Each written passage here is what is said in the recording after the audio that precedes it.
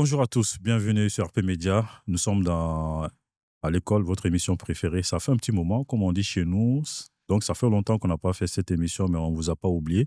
Ce soir, nous sommes à l'école de Bala Cissé. Bala Cissé, qu'on connaît déjà, hein, qui a écrit un certain nombre de livres sur le Mali, surtout sur la constitution malienne et surtout l'évolution politique du Mali depuis son temps d'étudiant.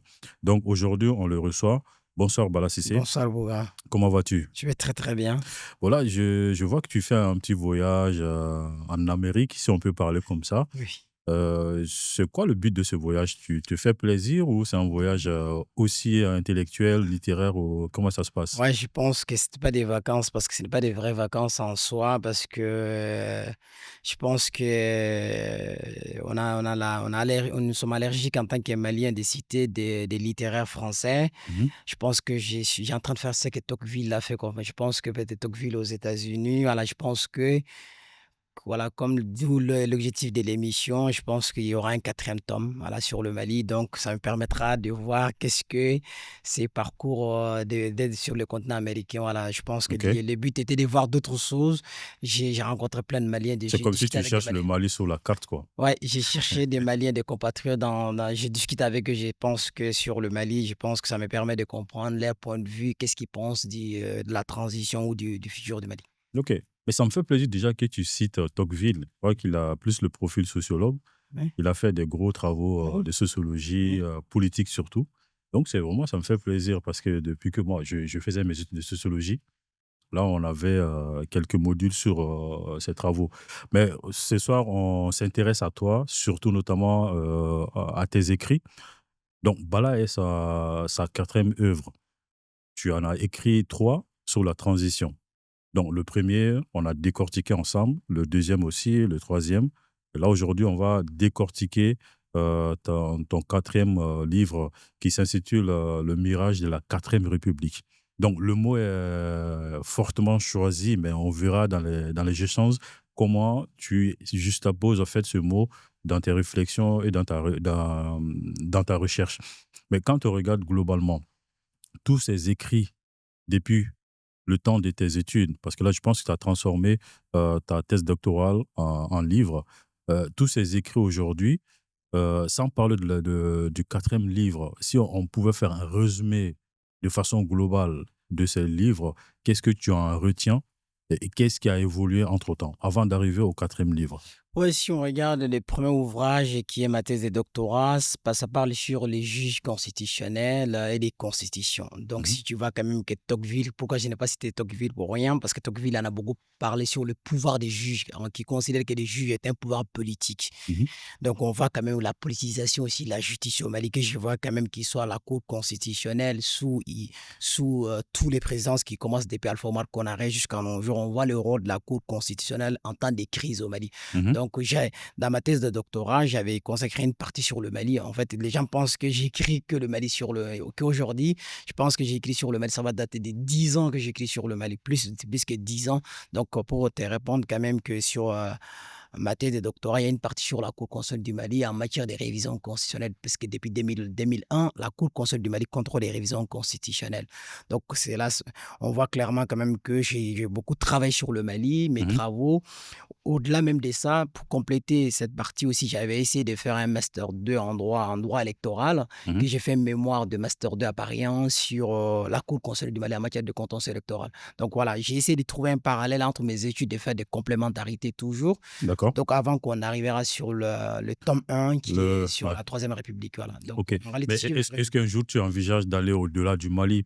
Peut-être t'intéresser, à la chose juridique d'un autre pays, de la France, du Canada, des Oui, États-Unis? je pense que les gens se trompent beaucoup. Je ne suis pas uniquement un constitutionnaliste malien. Je pense que j'ai beaucoup écrit sur l'Afrique parce que mes écrits dans les grandes revues, par exemple, si tu prends les 32 ans des chroniques des coups d'État en Afrique, Mmh. j'ai pris 32 ans, les 204 coups d'État qu'ils ont eu lieu en Afrique. J'ai déjà travaillé sur ça qui est dans une grande revue droit public en France et à Mais l'étranger. quand même ça reste fermé. C'est plus pour une communauté scientifique, les Mais oui, revues. ça, je suis d'accord. Ouais, D'où l'objectif aussi, j'ai essayé d'être sur RP Media qui date pas plus de 3 ans ou 4 ans maintenant. On va voir depuis le début de la transition, je suis, régulièrement sur RP Media. On va dire pendant ça fait 5 ans mmh. que je suis chroniqueur sur RP Media, que j'ai remercié beaucoup RP Media de me donner cette opportunité quand même. On voit quand même que ça fait 5 ans que je parle sur, directement je prends la parole, au-delà des écritures quand même que j'ai participé à beaucoup des émissions sur RP Media. Donc on voit quand même que après au-delà de ça aussi, j'ai écrit beaucoup sur le gouvernement de transition aussi, sur les accords politiques. Donc j'ai pas écrit que sur le Mali. Je pense qu'aujourd'hui avec la modestie, je pense que j'ai beaucoup écrit sur l'Afrique. Aujourd'hui, avec d'autres confrères ou d'autres collègues que j'ai beaucoup écrit sur l'Afrique dans les ouvrages collectifs. J'ai participé à beaucoup de colloques, qui soient au Sénégal, qui Ouais, soient aussi à Kinshasa, qui soient aussi dans d'autres pays. Donc je au pense que je Burkina n'écris pas Faso, purement et tout sur ça. le Mali. Donc pour répondre à ta question, pour être très simple, j'ai beaucoup écrit sur l'Afrique dans beaucoup de pays qui ont en dehors du Mali, voilà, qui soient les Tchad ou l'Afrique centrale. Oui, je me souviens, je pense que tu m'as une fois fait publier un article sur le Tchad et autres. Donc, oui, tu as des écrits comme ça. Mais par contre, rapidement, tu rends public tes écrits sur le Mali. Donc, ma question, c'était à ce niveau. Donc, est-ce que demain, moi, je pourrais voir un Bala qui va prendre le temps de réfléchir sur l'évolution de la constitution sénégalaise et mettre ça dans un bouquin pour rendre accessible au grand public? Parce que qui parle de revue parle d'une une forme d'exclusion pour les scientifiques, en quelque sorte. Ça, je suis d'accord parce qu'avant d'être praticien, quand même, je pense que je suis scientifique. Je suis chercheur parce que j'ai un doctorat quand même. C'est l'unique raison. J'ai essayé de participer aux grands travaux scientifiques sur le continent africain. Je suis d'accord avec toi, mais je n'exclus pas l'idée parce qu'aujourd'hui, j'ai beaucoup de partenariats avec beaucoup d'autres universités qui n'est pas uniquement que la France. J'interviens, j'étais enseignant au Sénégal, j'interviens dans d'autres pays en tant qu'intellectuel, en tant que scientifique. Mais je suis d'accord avec toi, mais quand même, dans mes écrits, ils ne sont pas uniquement. C'est vrai que j'ai l'obsession sur le Mali parce que c'est mon pays et je ne peux pas. Je pense que voilà, c'est de l'amour de ces pays me permet quand même aujourd'hui de beaucoup écrire sur le Mali. Mais Mhm. j'écris dans d'autres pays, mais quand même, le Mali, c'est ma priorité en fait. Ok, le Mali, c'est ta priorité. Donc, du coup, ça fait transition au thème d'aujourd'hui. Donc, quatrième livre, notamment le troisième sur le gouvernement de la transition. Du coup, on va s'intéresser à cette dernière œuvre-là, Le Mirage de la quatrième République. Donc, pour moi, hein, le mot est très fort. Mirage, c'est comme si aujourd'hui tu décris cette quatrième République qui est en application, si je ne me trompe pas, même si on n'était pas d'accord sur ce point-là, qui est en application. Et ce mirage, cette illusion de la quatrième République, selon ton bouquin, se situe à trois niveaux. D'abord, il y a le sabotage de la Constitution qui a été quand même promulgué, je crois, en 2023. Il y a aussi le durcissement le pouvoir militaire, qui renvoie un peu au deuxième livre sur la transition, le durcissement du pouvoir militaire. Et le quatrième volet, c'est plus centré sur l'AES. Aujourd'hui, tu décris l'AES comme une entité qui, Étatique comme un voilà, État. Mais voilà, nous sommes dans une fédération. une Pour moi, qui n'est pas entité une confédération. aujourd'hui qui a des impacts sur la souveraineté des États. Alors aujourd'hui, le Mali se plaint d'une pleine souveraineté et toi, tu as remis ça en cause. Mais quand même, on va s'intéresser au premier niveau, le sabotage de la constitution malienne.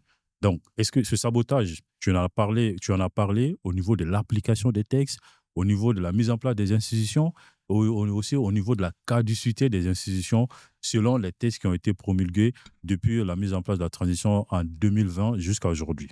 Donc, est-ce que ce concept mirage, ce mot mirage, décrit définitivement ce sabotage de la constitution du Mali? D'où la question du mirage. Ouais, nous sommes dans une fiction, nous sommes dans une fiction parce qu'en réalité, les droits est utilisé comme un instrument politique. Mhm, Si on regarde clairement aujourd'hui, mhm, nous sommes sous la Troisième République, officiellement, parce qu'il y a pas eu la suspension ni l'abrogation de la Constitution de 92. On soit d'accord sur ces points.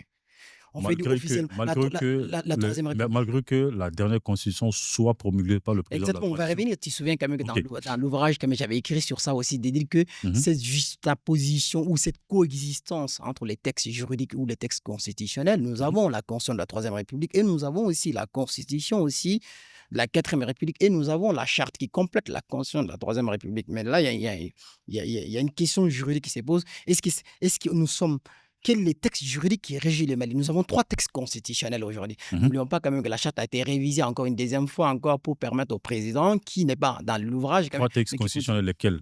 nous avons la Constitution de 92, Mhm, nous avons la Charte de la transition de 2020 qui a été révisée encore en 2025, qui a été mhm, révisée aussi auparavant. Nous avons la Constitution de la 4 République. Tu sais quand même que dans l'ouvrage, quand tu parles, c'est sabotage. Pourquoi j'écris le mirage? Parce qu'en réalité, la Constitution de la 4 République a été congelée pour le moment. Elle est congelée, on a différé. Parce que quand mhm. tu regardes une Constitution qui est votée, qui par un référendum, qui depuis 2023, il n'y a pas l'application officielle de la Constitution de la 4 République. Mais quand on regarde, Mhm. dans les faits, même quand on regarde la dernière décision par rapport aux indemnités des membres du CNT, on voit quand même, vu la Constitution, on voit que la Cour Mais constitutionnelle est-ce fait que, par référence. exemple, sans te couper la parole, demain ou après-demain, parce que c'est ce qui est prévu, on a dit que Assimi Goïta va avoir le titre du président de la République. Oui.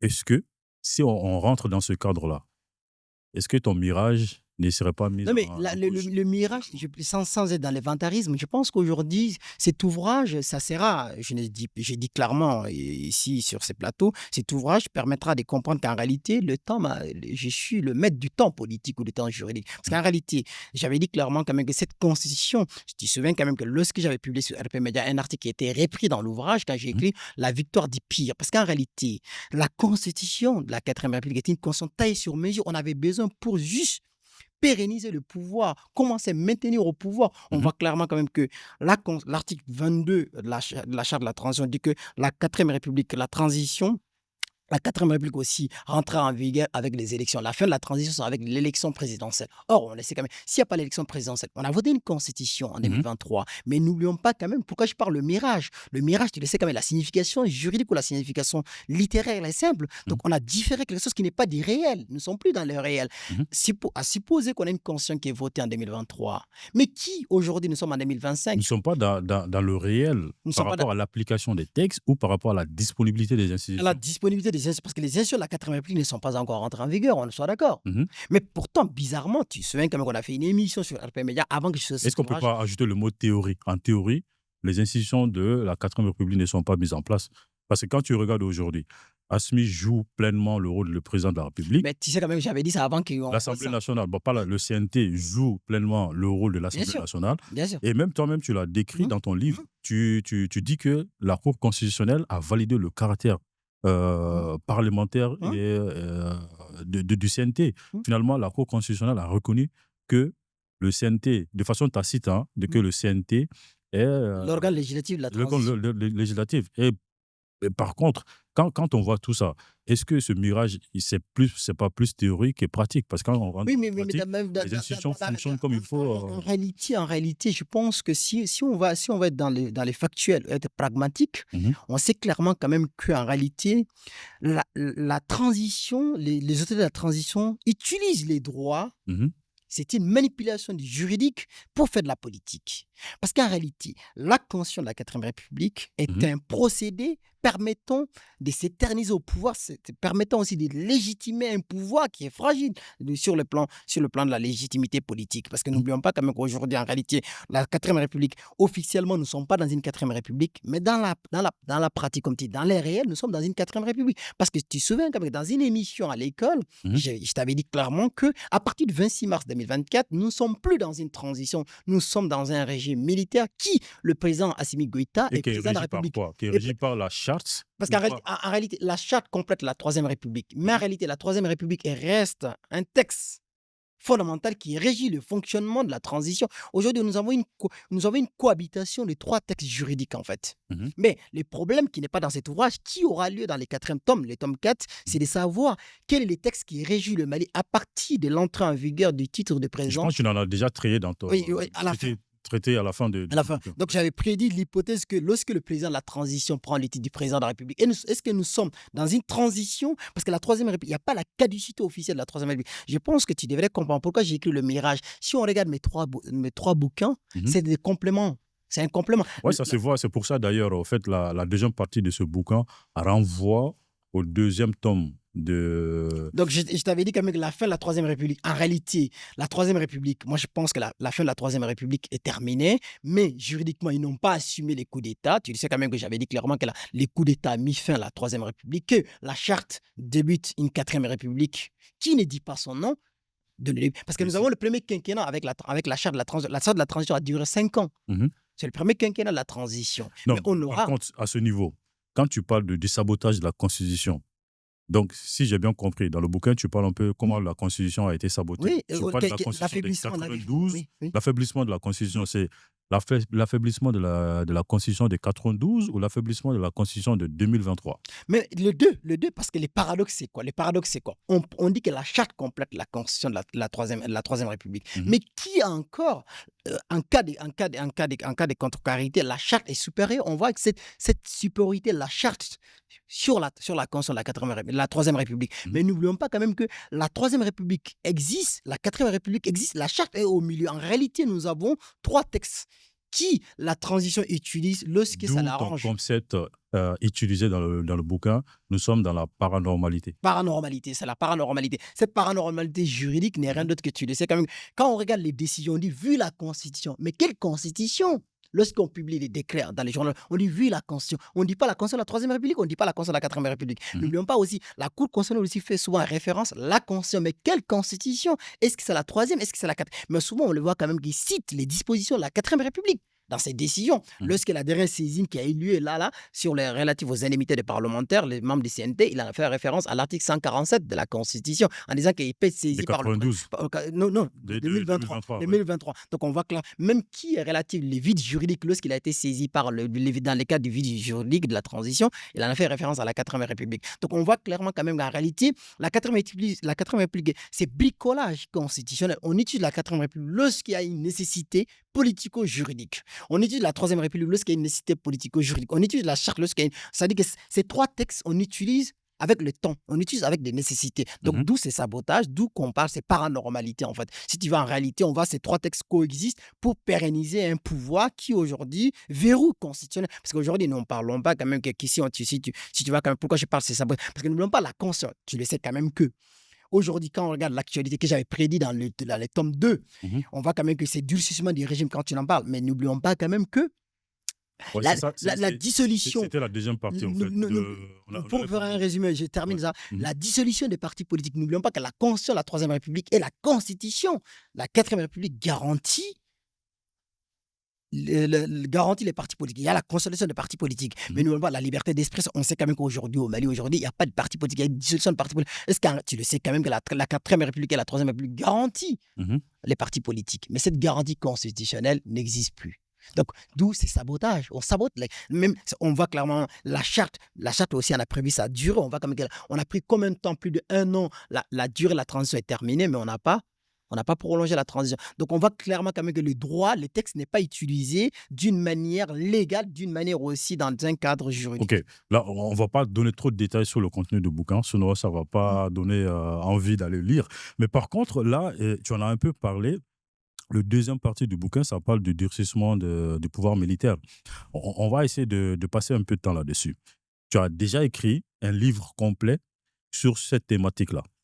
Donc, quand tu regardes ce durcissement, tu penses qu'aujourd'hui, les militaires passent par la La manipulation manipulation juridique, la manipulation juridique juridique. voilà, pour s'éterniser au pouvoir.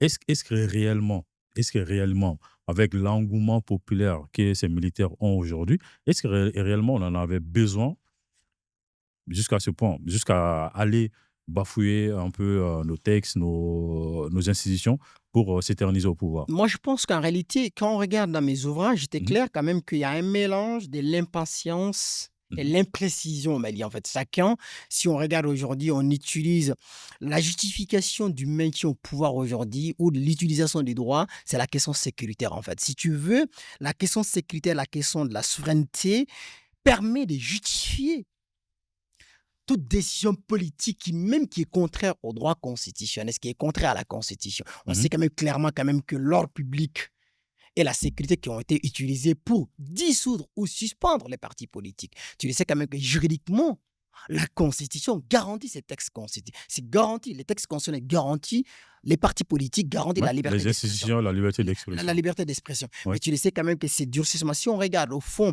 mais est-ce qu'en réalité, il y a une adhésion populaire? Moi, je ne peux pas dire qu'il n'y a pas une adhésion populaire, mais il y a une manipulation aussi, il y a voire même une terrorisation du peuple, de la crainte. En fait, on fait croire au peuple aujourd'hui que le malheur c'est la politique. En fait, c'est réger la politique. Si tu veux, il y a le gouvernement de la transition. Donc, dans ce cas, la manipulation juridique joue peu de rôle. Mais bien sûr, mais en réalité, ils n'ont pas besoin de ces textes. En fait, si tu veux, ils essaient de faire du maquillage cosmétique Mhm.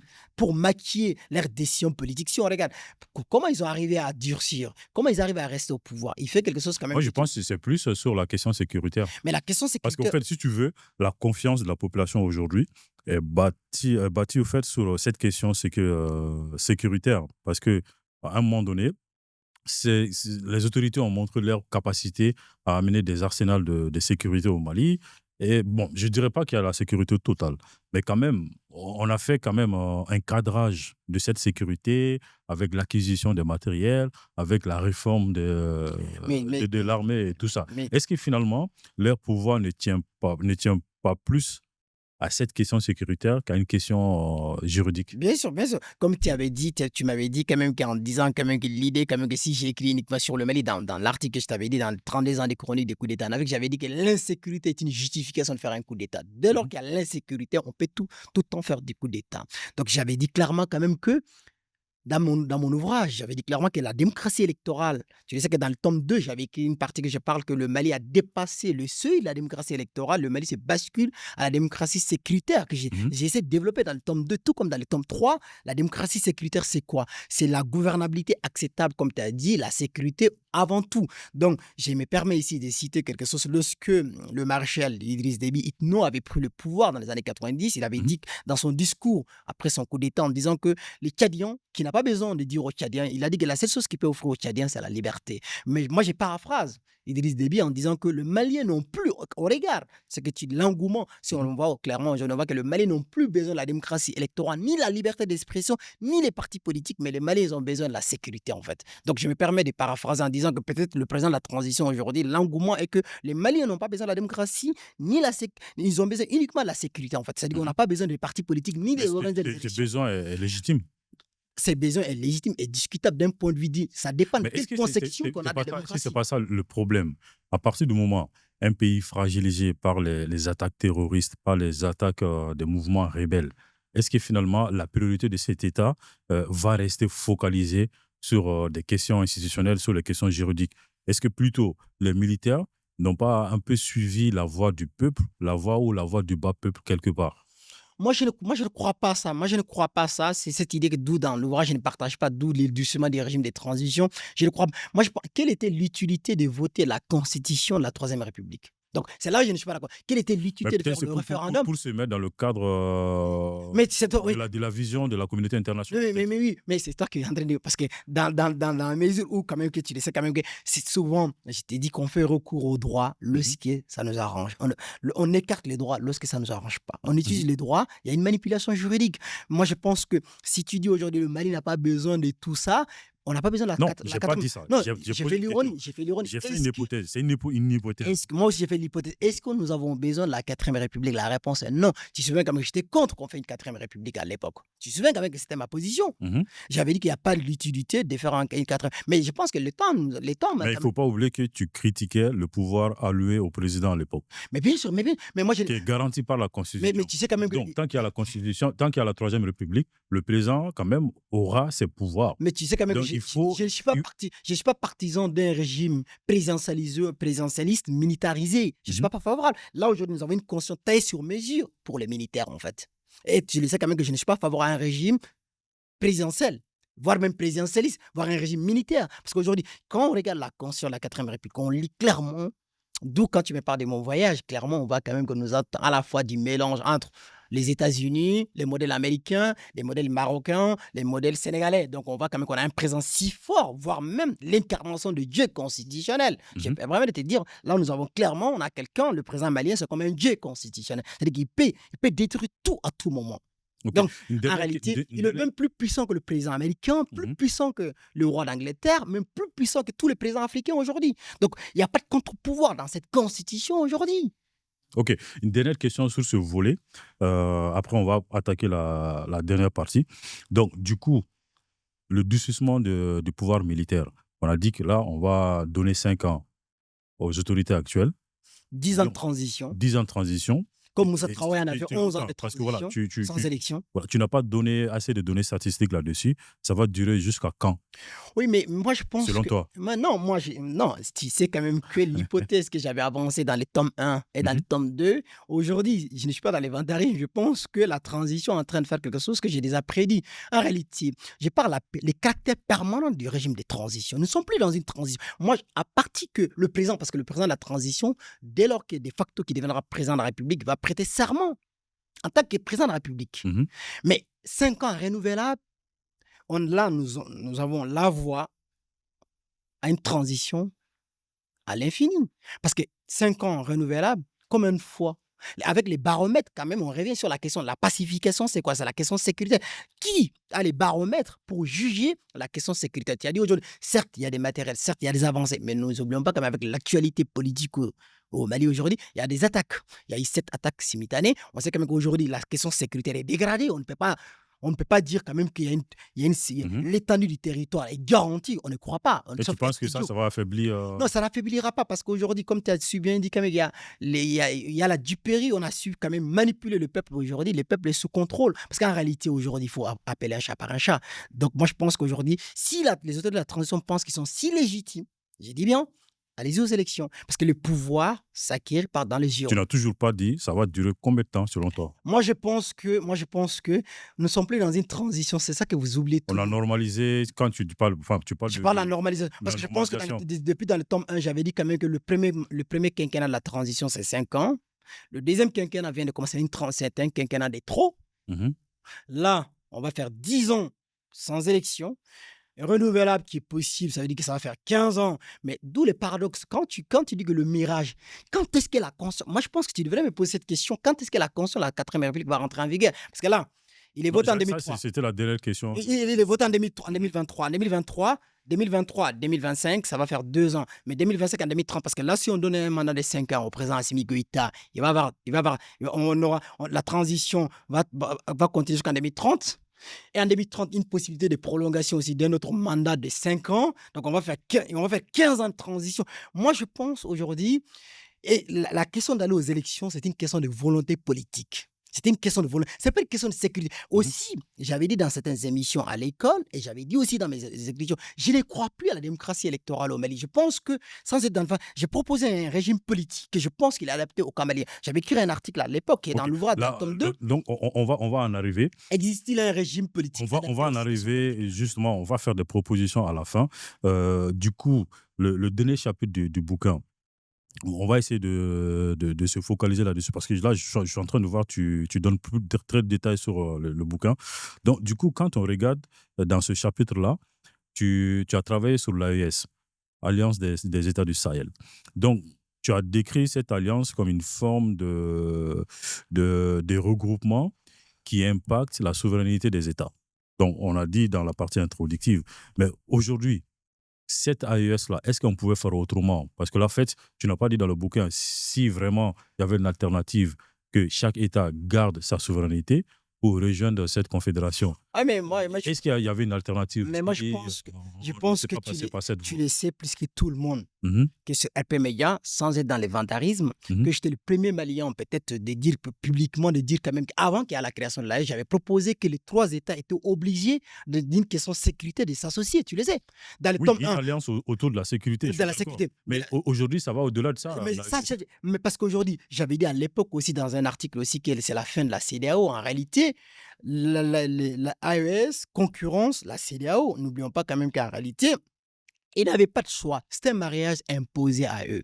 Parce Mhm, qu'aujourd'hui, les 3 États ne peuvent pas coexister dans les Sahel, dans mhm. l'Itago de Gourmand ou dans l'espace ouest africain sans être dans une alliance politico-juridique. Aujourd'hui, nous sommes dans une alliance politico-juridique, voire même institutionnelle, voire même étatique. Parce qu'aujourd'hui, j'avais dit dans l'ouvrage, quand j'avais dit AES à l'époque, on a eu ces échanges, quand j'avais dit AES, un monstre en En gestation. gestation, oui. Mais tu le sais quand même qu'aujourd'hui, l'AES l'AES est un État fédéral. Nous sommes dans un fédéralisme. C'est là que je ne suis pas d'accord avec beaucoup de Maliens ou de beaucoup des intellectuels maliens. J'avais proposé que nous sommes dans une confédération théorique Mais dans la pratique, nous sommes dans une fédération. Tu le sais quand même que les ministres viennent régulièrement, ils travaillent ensemble au Mhm. Mali, au Niger, au Burkina Faso, tu le sais.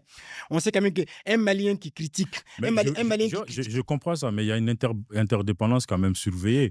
mais bien sûr, Chacun met sa petite limite pour mais dans le groupement. en réalité, c'est quand même, tu sais, comme le Niger vient au soutien de nous dans les questions qui sont économiques, les trois États s'aident mutuellement, comme nous avons les trois principes du fédéralisme. Je suis Mhm. d'accord avec chaque État dans les fédéralismes, chaque État conserve une partie de sa souveraineté. Il ne cède pas tout ça. Donc, tu le sais quand même qu'en réalité, le Mali garde sa souveraineté. D'où la notion de la souveraineté est retrouvée. Tout.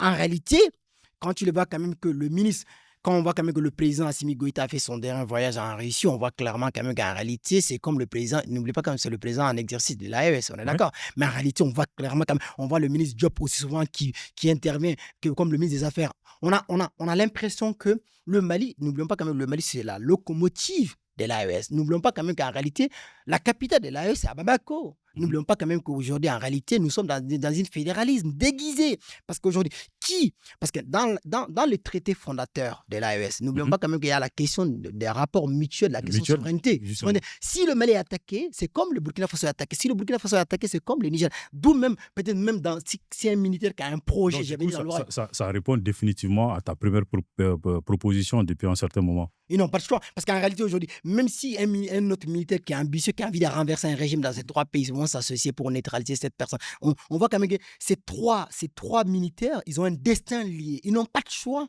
qu'à Mhm. s'associer. Ils sont liés dans un mariage imposé à eux parce qu'ils veulent combattre quelque chose de libéral, si tu veux, quelque chose du néocolonialisme ou la souveraineté retrouvée. On voit quand même que le panafricanisme, aujourd'hui, on voit quand même ces trois leaders des États d'Israël aujourd'hui, ils sont si tu veux, dans une alliance de Mhm. survie Justement, originale aujourd'hui voilà, et une alliance de régionalisée. survie. Déjà, est-ce que c'est la raison pour laquelle, dans le livre, tu as dégagé l'idée selon laquelle aujourd'hui l'AES s'est renfermée sur elle-même? Par Hum, exemple, quand ces États disent que d'autres États peuvent hum. les rejoindre dans le regroupement, si ces États partagent les mêmes visions géographiques, politiques et culturelles, limite, tu aurais dégagé l'idée de l'égocentrisme de l'AES. Non, non, je pense Tu que vois? j'avais laissé des pistes dans le tome 2, dans le tome 3. Dans le tome 3, j'avais parlé des 5 pays, des 5 coups d'État et 5 constitutions. Moi, Mhm. je pense aujourd'hui, qui te dit que rien n'interdit le Togo de rejoindre l'AES? Rien n'interdit aussi Mais le tu dis Tchad. pas ça exactement dans le bouquin. Si, quand tu regardes Je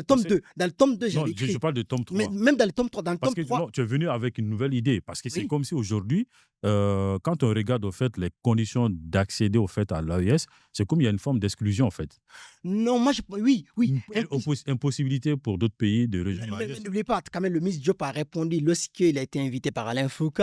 Il a été invité par Alain Foucault. Il avait dit quand même que même le Togo, il y avait le ministre des Affaires étrangères du Togo, quand même, que si tu veux, en fait, Togo AES compatible. On sait quand même que le Togo joue le rôle de médiateur. N'oublions pas quand même que, voire même le Tchad qui aujourd'hui, la base militaire, on sait quand même que le Tchad aujourd'hui a fait la même manière que les trois États d'Israël. Le Tchad est en train de rompre son alliance avec la France, avec la Russie, de s'approcher de la Russie.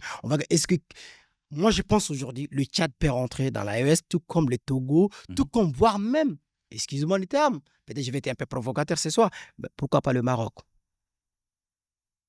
Parce que le Bon. Maroc a fait l'ouverture quand même, qu'il est prêt à Mais ouvrir. pourquoi tu n'as pas cité l'Algérie? Mais non, tu sais quand même que l'Algérie est indifférent avec ces trois pays. Ouais. Ces trois pays considèrent l'Algérie comme l'ennemi numéro un du Mali, comme les États d'Israël. Ils pensent que l'Algérie est un État qui déstabilise Mhm. ces trois pays, en fait. Et que Ok. les terroristes sont logés à Alger. Ok, on va arriver à la dernière question. Bah là, ça, c'est la question du cœur même du débat, en fait. Quand est-ce que on va rentrer pleinement dans la quatrième République? Quand est-ce que cette fameuse constitution de 2023 pourra être appliquée et comment? Est-ce que nous sommes sur la bonne voie pour arriver au bon port? Moi, je pense que cette question, j'avais anticipé, comme je t'avais dit, cette question, j'ai en train de répondre dans le tome 4, que je Mhm. t'avais dit chaque fois quand j'ai dit je vais avoir un ouvrage, il aura l'ouvrage, le tome 4 qui est très avancé, qui va être publié très bientôt. Mhm. Dans le tome 4, tu te souviens quand même que la semaine dernière, tu as publié un article que j'appelle Les idéologues de Koulouba. Mhm. Il faut demander les idéologues de Koulouba, ceux qui sont là, les conseils juridiques du président de la transition. Moi, je ne suis pas un Non, conseiller c'est toi qui es juridique. devant moi. Non, mais moi, je Donc, te j'ai la réponds, légitimité aussi de te poser cette question. je ne pense pas. Je n'ai pas la possibilité d'inviter aujourd'hui ces idéologues dans le studio de Guérilla Studio pour Mmh. leur poser cette question. Mais toi, tu es là, devant moi, j'ai l'opportunité de te poser cette question. Selon toi, est-ce que cette cafouillage, ce sabotage de la Constitution, est-ce que ce mirage aura une fin? Et comment, par quel chemin devons-nous Nous passer aujourd'hui sommes pour arriver au fait au bon port? Si tu me demandes, si tu lis mes 3 ouvrages, nous sommes sous la 4e République avec le départ d'Ibeka. J'ai parlé de la fin de la 3e République. Donc, Nous si j'ai sommes compris, on si j'ai compris, la quatrième République sera appliquée pleinement si aujourd'hui Assimi quitte le pouvoir. non, Assimi Bah, ne quittera pas. explique. Non, là, je pense qu'il faut faire très attention. Mhm, Le premier quinquennat de la transition est dirigé par la charte de la transition qui complète la 3e République. mhm, Tu vois? Mais lorsque le président Assimi Goïta, après la révision de la charte, mhm, qui complète la constitution à la fois de la 3e et la 4e République aujourd'hui, n'oublions pas que j'avais écrit clairement dans l'ouvrage que nous sommes dans une application partielle de la 4e République. mhm. Avec la charte et avec la 3e République. Donc, si tu veux, 50% des textes juridiques aujourd'hui sont régis sous la 4e République. Et l'autre 50, il y a 25 qui sont régis sous l'empire de la charte de la transition et l'autre 25 sous l'empire de la 3e République. Mais dès lors que le président de la transition prêtera serment, qui deviendra de facto président de la République, nous sommes dans la 4e République officiellement qui ne dit pas son nom. Parce qu'en réalité, la divergence entre Choguel et les auteurs de la transition, tu le sais, comme j'avais écrit dans l'ouvrage, dans le tome 3, Choguel pense que c'est un conseil du président de la transition, baratine le président en disant qu'il est le président de la République, nous sommes sous la 4e République. Mhm, Tu sais quand même que j'avais dit avant Choguel ou avant tout le monde que nous sommes sous la 4e République, mhm. d'où mon ouvrage. Donc, en réalité, Donc, ce n'est pas un mirage alors. non, c'est un mirage, il n'assume pas. C'est qu'il n'assume pas. Moi, je ne suis pas au pouvoir. Je Ouais. pense que les autorités de la transition n'assument. Moi, je pense qu'il Parce fallait. que déjà, toi, tu viens de dire que nous sommes dans la quatrième Non, République. Donc, si officiellement. nous y sommes, donc, Officiellement, l'entrée, les paradoxes, tu le sais quand même que j'avais écrit, quand je parle de paranormalité, là, j'avais écrit clairement que nous ne sommes pas dans une 4e République, il n'y a pas une application, il y a l'impossibilité juridique d'une application de la 4e République. Dès lors que la 4e République prévoit son entrée en vigueur, qu'avec l'organisation des élections présidentielles et les élections législatives et sénatoriales. Ce n'est pas moi qui ai prévu. C'est des derniers articles de la Constitution de la 4e République. Donc, la charte de la transition avait dit aussi dans son article 22 que la transition prendra fin avec l'organisation de l'élection présidentielle. Donc, ce n'est pas moi qui ai prévu. Tous ces cafouillages, tous ces cacophonies juridiques, j'avais dit à l'époque qu'il ne faut pas le faire. C'est des articles, j'avais fait une émission avec toi que j'avais dit qu'il ne fallait pas, mais c'est des articles qu'il fallait juste dire clairement d'assumer. Parce que n'oublions pas, les paradoxes, c'est quoi? Mais la question que je pense que tu devrais me poser, que tout juriste doit se poser, quelle est la République? Écoute-moi bien, quelle est la République entre la charte est révisée au 3 juillet mais et... ça rejoint ma question. Non, mais j'attends de répondre à Parce ta que je question. te dis comment on peut le faire. Mais est-ce que nous sommes dans une république? Là, si à supposer, l'hypothèse que je peux te donner aujourd'hui comme une solution, peut-être que nous ne sommes pas dans une 4e république officiellement. Mhm. Donc nous sommes dans une république intermédiaire, indépendante à la fois de la 3e et de la 4e. Peut-être que nous sommes dans une république parallèle. Je ne sais pas. Donc, il faut répondre les idéologues de Paris, des Bamako, pas des moi. Je ne suis pas Koulouba. Donc, Mhm. si tu me poses la question, pose cette question aux idéologues de Koulouba, de les poser comme j'ai Donc, dit je dans dirais l'article. aux autres, Bala a refusé de prédire. Non, J'aimerais bien que tu fasses j'ai des prédit, prédictions aujourd'hui. j'ai prédit, je Parce que pense que, c'est je ton pense outil que, préféré. je pense que Tu nous refuses de nous prédire. sommes sous la 4e République, qui ne Mhm. dit pas son nom. C'est une 4e République bis. Je dis bien une 4e République bis qui est différent. Peut-être la 4e République officielle rentrera en vigueur avec l'élection présidentielle. Peut-être qu'on aura des surprises. Peut-être qu'on aura une élection présidentielle en 2026 ou en 2027. Je ne sais pas. Donc, mais pour le moment, nous sommes dans une 4e République bis. Mhm. Pour moi, la 3e République, c'est fini. La 4e République n'est pas rentrée officiellement en vigueur, mais nous sommes dans une 4e République bis. La 4e République bis, c'est quoi? C'est une 4e République intermédiaire entre la 4e République officielle. D'accord. Donc, si tu Donc, veux que je prédis, peut-être nous serons dans une 4e République, peut-être dans 5 ans, parce qu'en 2030, parce peut-être que en tu 2030, il y aura avais une quand même élection. prédit un coup d'État en mars 2024. Mais il y a un coup d'État. Mais c'est que tu oublies. C'est que tu oublies, j'avais écrit un article sur RPMIA. Le 26 mars, c'était un coup d'État constitutionnel. À partir de la fin de la transition, c'était le 3e coup d'État. Tu sais que j'ai écrit un article qui est dans l'ouvrage. Je parle du 3e coup d'État. C'est le 26 mars 2024. C'est un 3e coup d'État. Et cette fois-ci, c'est institutionnel, c'est pas un coup Coup d'État d'État militaire. institutionnel, coup d'État institutionnel. Maintenant, un autre coup d'État institutionnel a eu lieu le 3 juillet 2025. C'est un coup d'État institutionnel parce que nous allons quitter le président de transition à un président de la République. Ok. Donc, le 4e coup d'État a eu lieu. En tout cas, il y a Institutionnel. beaucoup d'informations dans ce livre, Le mirage de la quatrième République. Il nous reste 5 minutes. Donc, rapidement, si tu dois convaincre quelqu'un pour acheter ce bouquin, qu'est-ce que tu dirais à cette personne-là?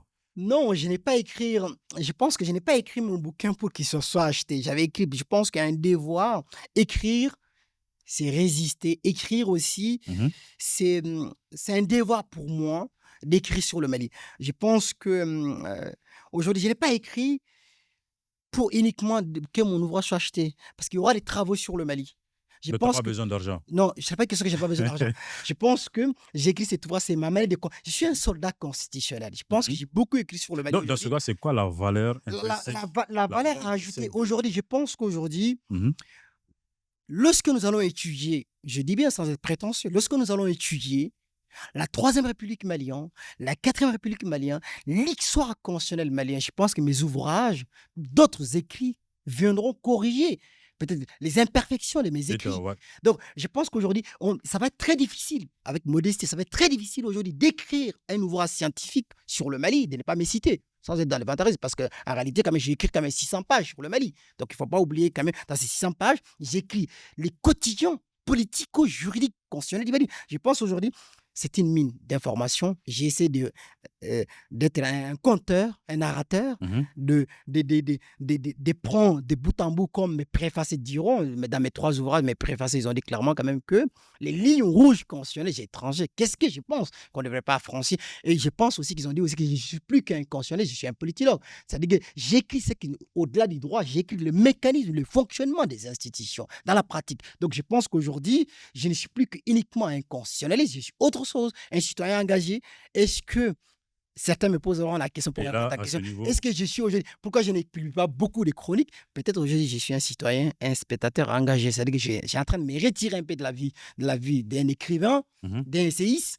Donc, je ne sais pas. Donc, aujourd'hui, vraiment, ceux qui seront intéressés vont Mais me dans ce cas, lire. est-ce que tu pourras garantir ton objectivité à ce niveau? Si tu n'es plus Je pense que l'objectif, la essayiste, neutralité, tu n'as je ne plus le chapeau de scientifique, mais non, mais plus. je ne crois pas à l'objectivité 100%. Dans toute chose, il y a la subjectivité. Je OK. pense que les convictions, au-delà de mes convictions scientifiques, est-ce qu'il y a mes convictions personnelles? La réponse est oui.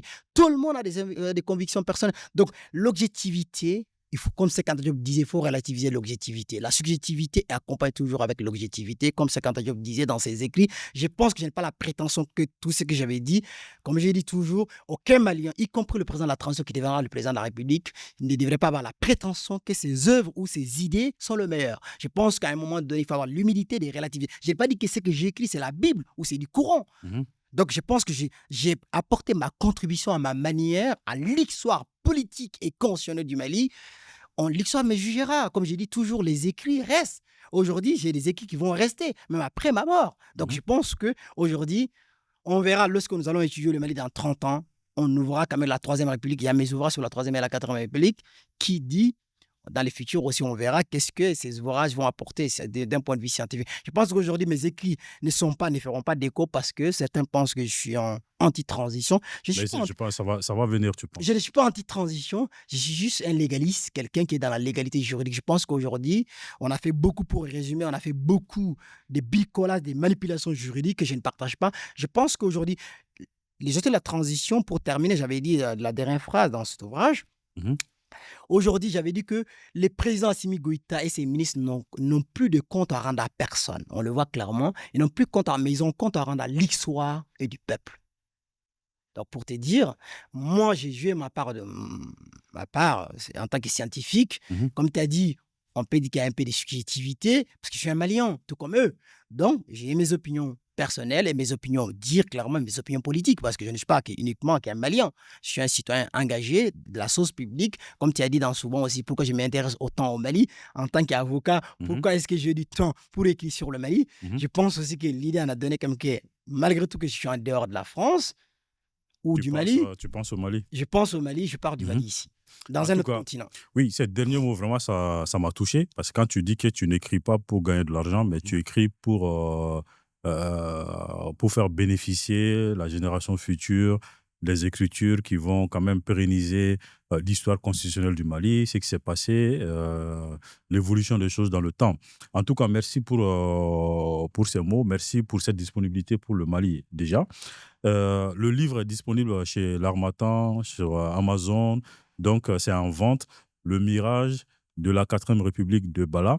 Je pense que si vous êtes intéressé à la politique malienne et si vous êtes nouveau dans la politique malienne et si vous voulez comprendre, avoir une culture générale sur la politique du Mali, notamment les choses constitutionnelles, je pense que ce livre vaut la peine. Ce livre doit être dans votre bibliothèque pour pouvoir quand même bâtir votre réflexion, votre capacité intellectuelle à comprendre les aspects institutionnels du Mali. Merci beaucoup, Bala Sissé, pour Merci ta beaucoup. présence. Merci. Donc, pour rappeler, nous sommes au Canada. Tu as fait le voyage pour qu'on fasse cette interview. Merci quand même pour cet honneur. Et C'est le plaisir est partagé, voilà, le plaisir est partagé. Merci pour l'accueil sur RP Média, même en dehors de la France, voilà, merci beaucoup. Voilà, c'est grâce à RP Média aussi que je me suis contribué beaucoup. Comme tu as dit, ce n'est pas l'argent seulement que RP Média, on travaille beaucoup sur le Mali, ce n'est pas uniquement que l'argent. Si c'était une question d'argent, je pense que je peux écrire des romans policiers ou autres pour gagner beaucoup de l'argent, voilà, mais OK. En c'est tout pas cas, merci beaucoup. ouais. C'était tout pour, à l'école sur, le mirage de la 4e République de Maître Bala Sissé. On se donne rendez-vous très prochainement pour, Merci, un autre numéro. Portez-vous bien et bien des choses à la famille. Salut, à très bientôt. merci.